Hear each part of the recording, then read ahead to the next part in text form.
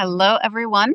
This is Michelle Layli Farnsworth with Follow Your Design, or Your Design from Within. So, super excited to be here today. Hello, everyone. This is Michelle Layli Farnsworth. I am excited to join this live during this week, and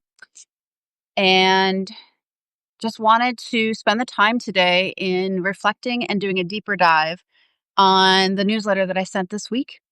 The topic was on a really powerful tool that I've used in order to rewrite the narrative or the story that, in the example in the newsletter that I had about myself, in order to see myself in a different light. So I think some of this will need a little bit of context, and then I have another example I want to share, and a deeper dive into how exactly to use this tool that I want to share with you guys.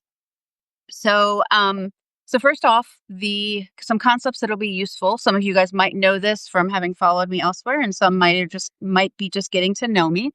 But I have a conception in the way that I've done my own personal healing and working with coaching clients, where I refer to two distinct parts of ourselves.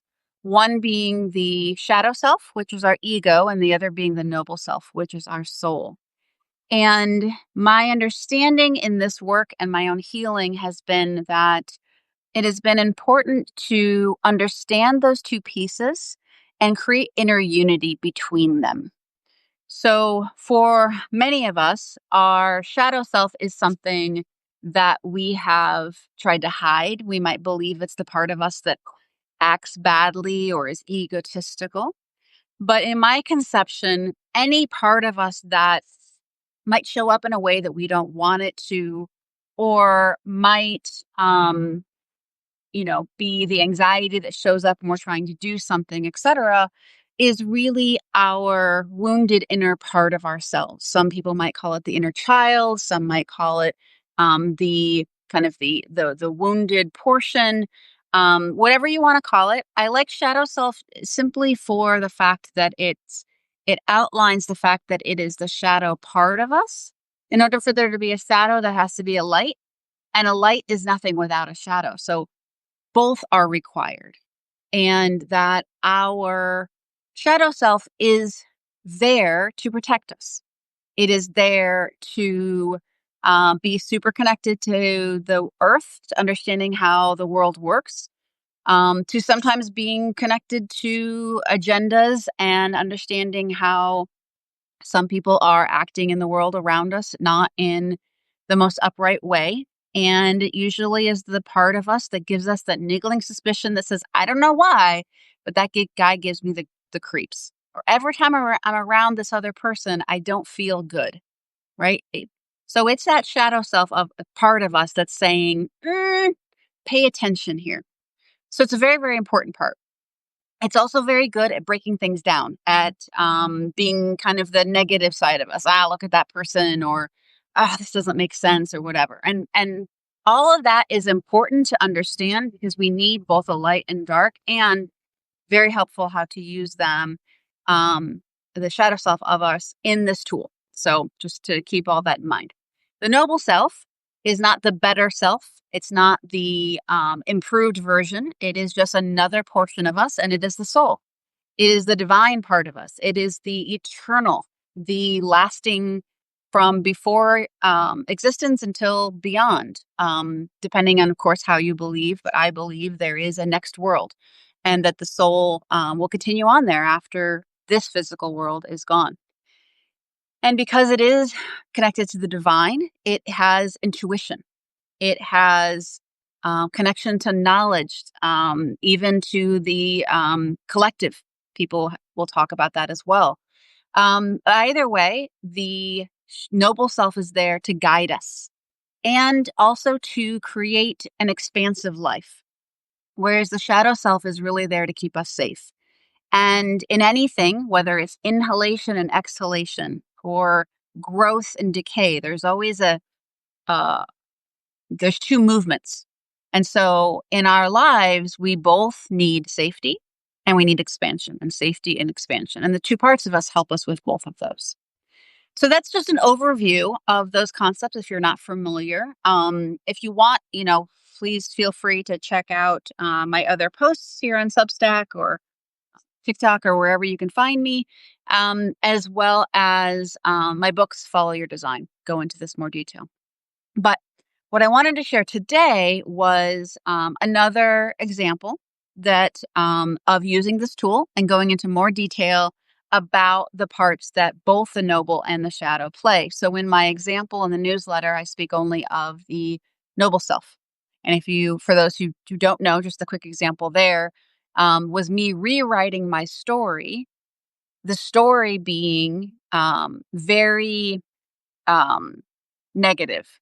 It basically said that every relationship that's important that I've ever had in my life, and you can read the newsletter for the specifics, but generally speaking, every relationship that's important that I've ever had in my life, the other person was emotionally absent and abusive. And I believed this for a while, and I have reasons to, from my first marriage, from the behavior of my father in some cases, and then some of my toxic relationships afterwards. And I took the moment and I asked, okay, I think this is probably my shadow self that wrote this narrative. It's my shadow self that sees this pattern and needs me to understand the pattern. So it's going to tell me that narrative in an effort to keep me safe. Now, it might be a misguided effort because then I'm then believing that that's always happened. And then, of course, it would make me believe that will always happen, right? But it's not misguided. It just was trying to do what it needed to do. But because it was very, very like every, all, right, in its language, I got the impression that it came from my shadow self. So I asked instead for my noble self to rewrite it, and it basically created in a very short form story here that I've always been loved and adored, as is my birthright. Because I analyzed all my relationships, not just the important ones, which society tells me are only the ones that I have with men, and realized, oh my gosh, I've always been surrounded by amazing people. I continue to be friends, family members, and actually the anomalies in my life have been what people have called the important ones with my father and with my first marriage. So, story that I then rewrote and said, oh, no, no, no, no, I don't even care. Yes, we had those blips, but I've always been loved. And not only that, it is my birthright to be loved. It was a very powerful affirmation that then when I started to see it and believe it, because I was saying that back to myself until I really, really felt it. So I want to share another story. So today I was working with a coaching client and she has given me her permission to share this, of course, without names, etc.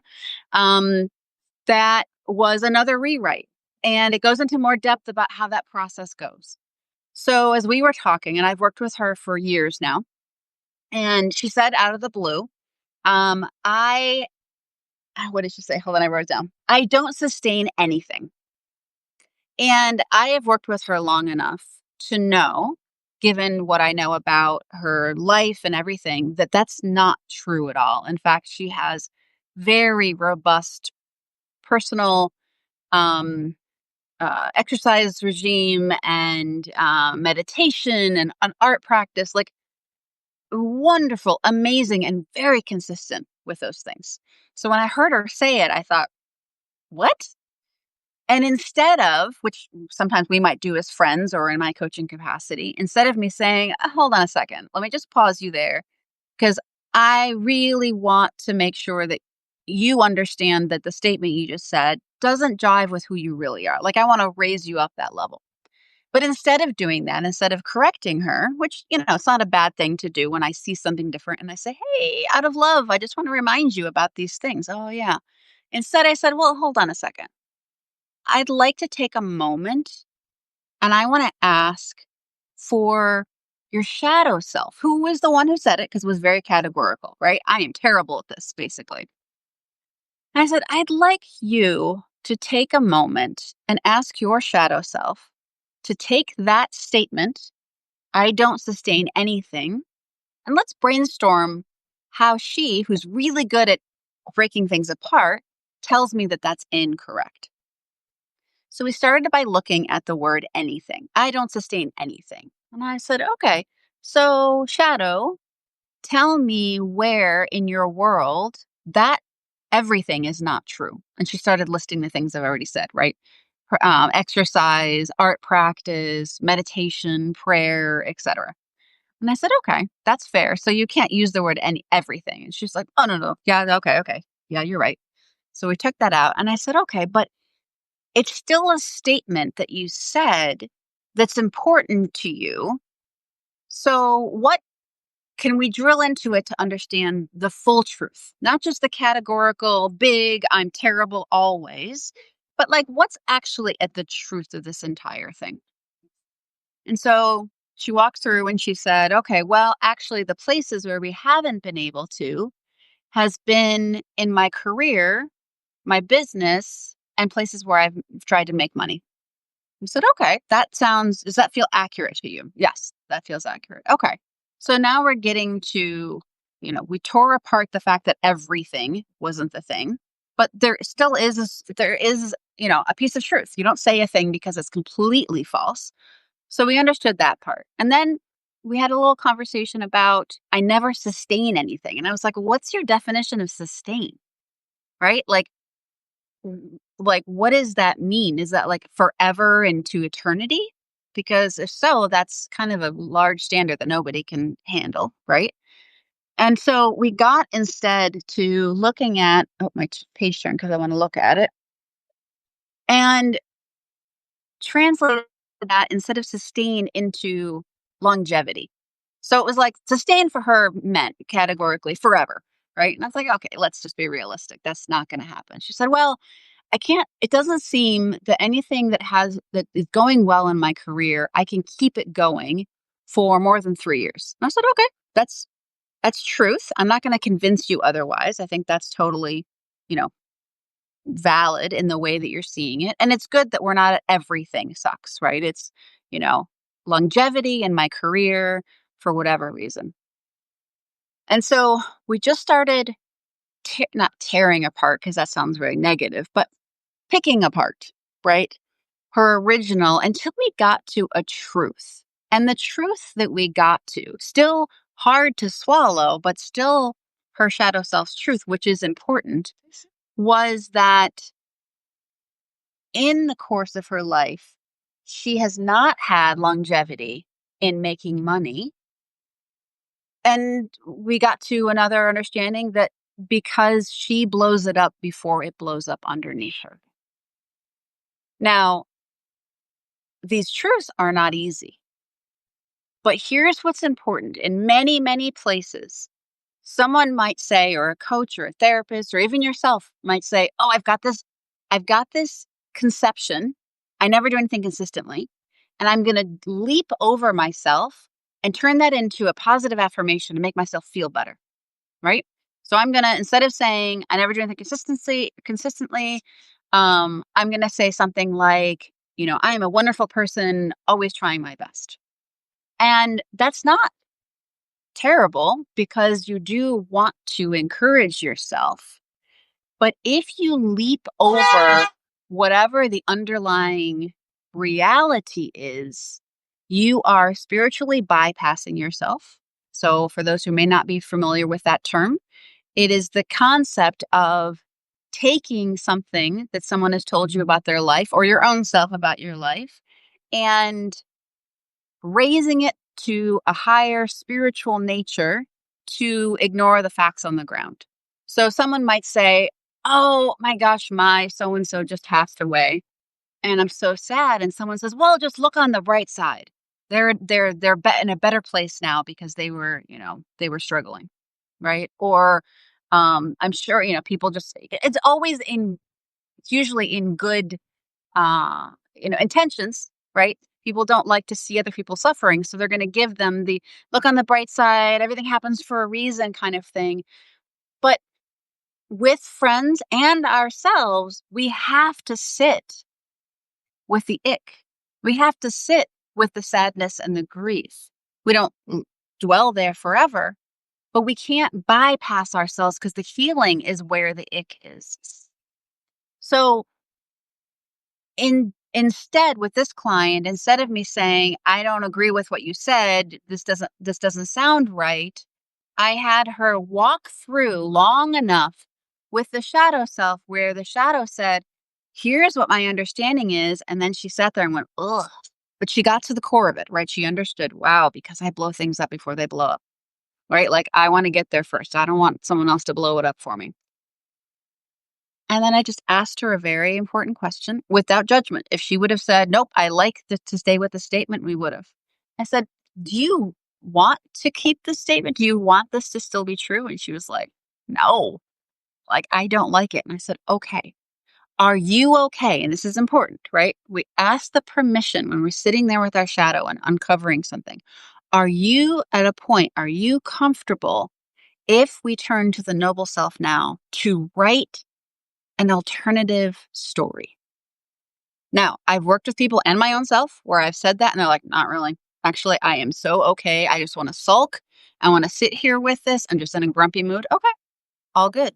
Stay with the ick as long as the shadow needs to. And then if permission is granted, and if not, if the moment that I say, do I have your permission? And they go, no, I'm not ready. Oh my God, I totally understand. Absolutely. I will not push you. Please stay there as long as you need to and mean it, right? Don't go, but maybe in 2 days, can we circle back on this? Because this isn't so great. Nope. We just say, stay there as long as you need and then come back when you feel ready. In this case, of course, she had gotten to the full ick of the concept of the thing, right? Of the self-sabotage in this case. And the permission was granted. Yes. Now let's look at the noble self, right? And what we did in that, and it's a longer story, we're actually still writing what the alternative is because this um, narrative or this storyline that she's been reliving because that's been what's running her of the self-sabotage has been going on for decades, right? So we're still looking at what exactly is going to replace it, but I can tell you how far we got. So I then turned to the noble self and I said, hey, you've been here all along, obviously. You've been listening to the shadow self. You know the statement that we live in now. What would you rather have?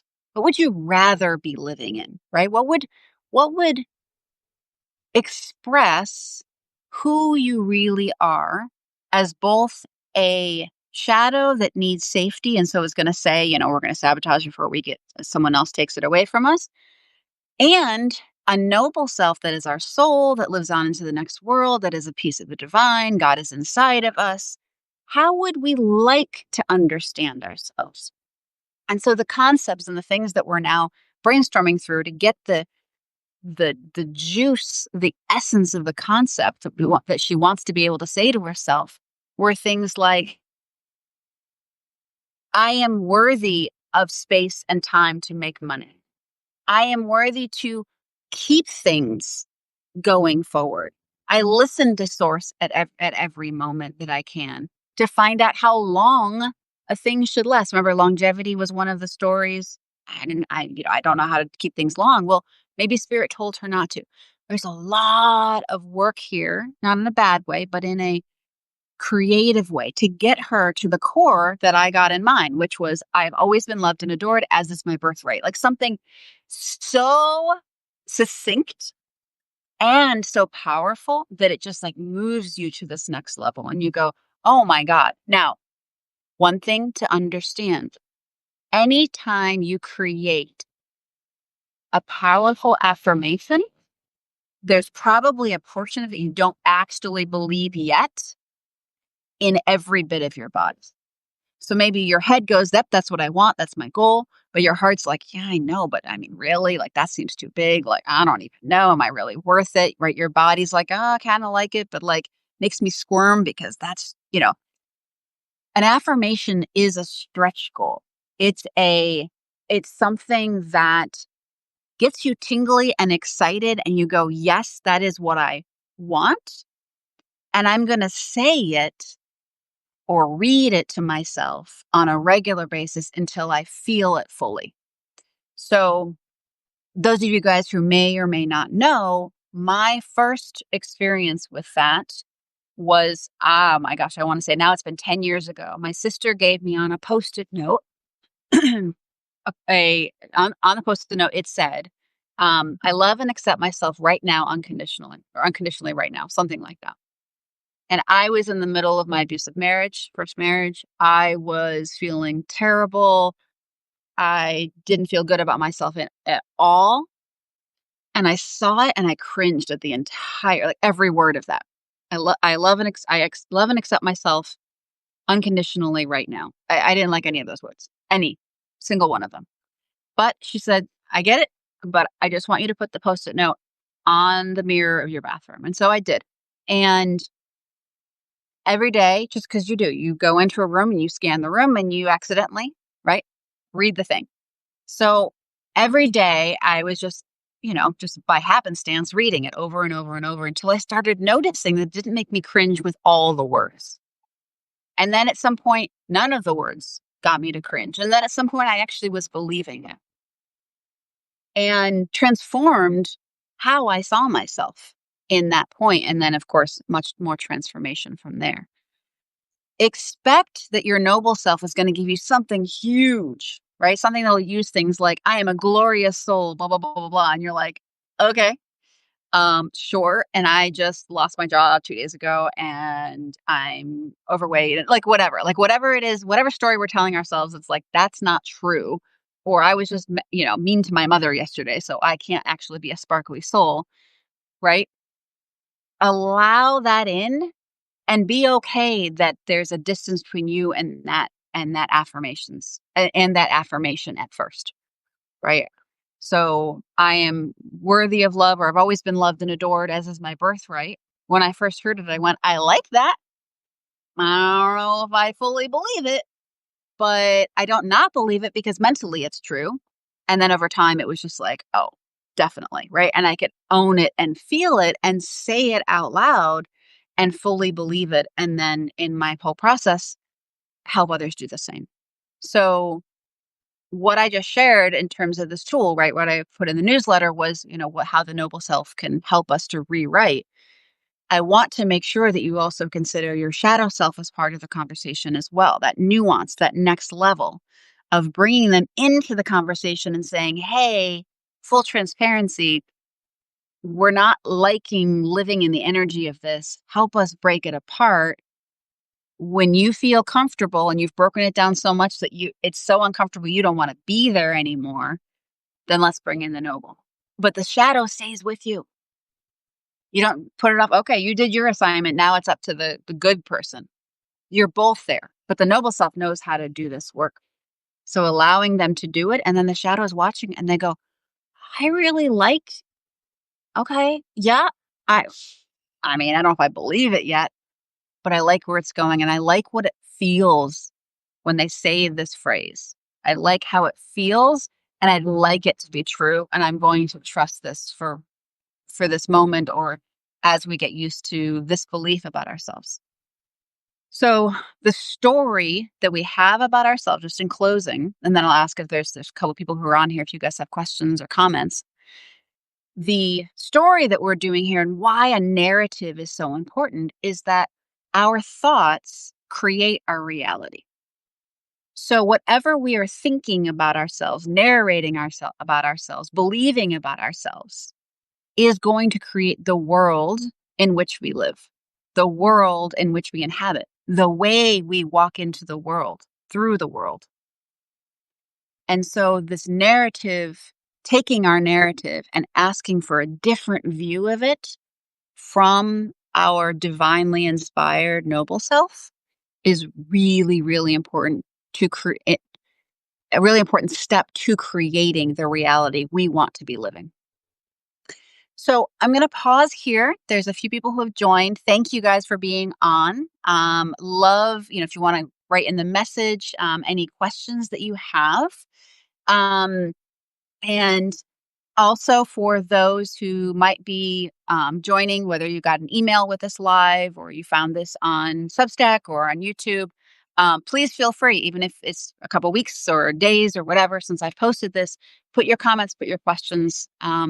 My goal is that I love to share this, but I also love to create community of people who are trying to learn it and live it themselves. And I also would love community to tell me ways to improve this process or things to you take out, put in, or other tools that you've used yourself, right? Beyond this, that all of us can learn. Um, okay, so there's a question here. What do we do when the noble self has identified a noble dream or desire and then doubt creeps in after? Oh, yeah. So um, this will always happen. So if you remember at the beginning of the conversation, I mentioned that the shadow self craves safety and the noble self craves expansion. So the noble self, as you mentioned, there's a noble dream, a desire, oh my gosh, I really want to do X, Y, and Z. I want to be an opera singer. I want to move to a different country, whatever it is. And then doubt or the shadow self's desire to be safe creeps in.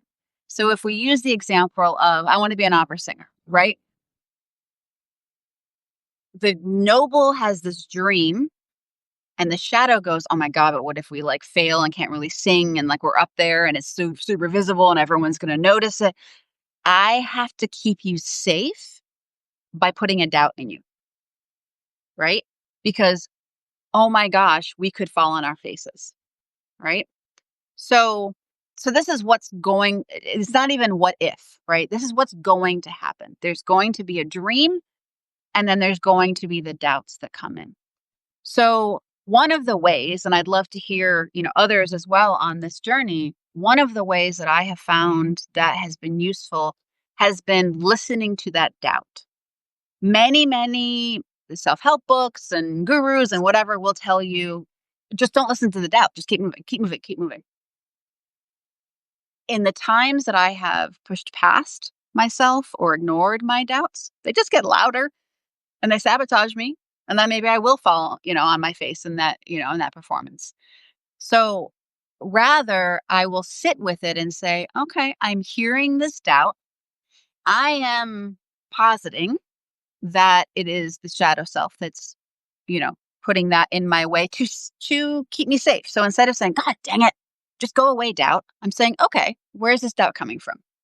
Right? Is it, am I reminded of another thing where I failed? Am I being reminded of something where I was big in my world and then somehow I didn't do well? Have I forgiven myself for going down that path?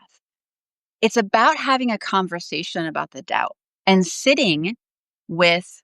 So what I would normally do with my shadow self at this point would be saying, okay, I hear your doubt. And I want you to know that I'm listening. And I also want to hear, what are you feeling? Right. So the doubt's going to say something like, it's impractical. We're already 40. Why would we change our careers? Right. Or it might say something like, oh my God, we're going to embarrass ourselves. There'll be some language. So then it'll be really common for us to then want to respond with language that says, no, no, no, no, no, but we're going to be fine. But the shadow self is speaking in language so we can hear it, but it's really motivated by emotion of fear, emotion of concern, emotion of concern about or fear of being visible. So sitting with that, or even remember that time where we did try out for that play or that whatever, and we didn't get it and we're still grieving that. Sometimes we don't give ourselves the time to do that. So sit with the doubt. Ask the emotion behind the doubt of the shadow self. Sit with it for as long as it needs to, and it might be cycles, it might be more doubts underneath it. Sit with it and also tell it, I am listening to you and we got to keep the balance. I want to hear how you want to keep me safe, but also know I'm really excited about the expansion of the noble as well. But I'm not going to move without you. And I'm going to sit with you, but also know in general, I have made a decision in my life that I follow the guidance of my noble self because in all intents and purposes, that is the guidance of God. But I need to listen to you and I will always listen to you. And that is a promise. And then, importantly, we do. We have to do that. So, any follow on questions for that? There's so much more with that, but generally speaking, or any questions from anyone else? And I loved the question. I really appreciated that. Okay. So we are about 30 minutes. So this was fairly lengthy. So for those who have stayed on for you're welcome, who have stayed on for the live or joining me in after it's been posted in the various places it's going to go. I really appreciate your time. I love and look forward to hearing back from you, what's working, what's not working, further on questions that you'd like, and continue to follow me in all the spaces. And I look forward to having you guys join me in my community or continue to be a part of it. Love to every single one of you, and may you have a wonderful week. Take care.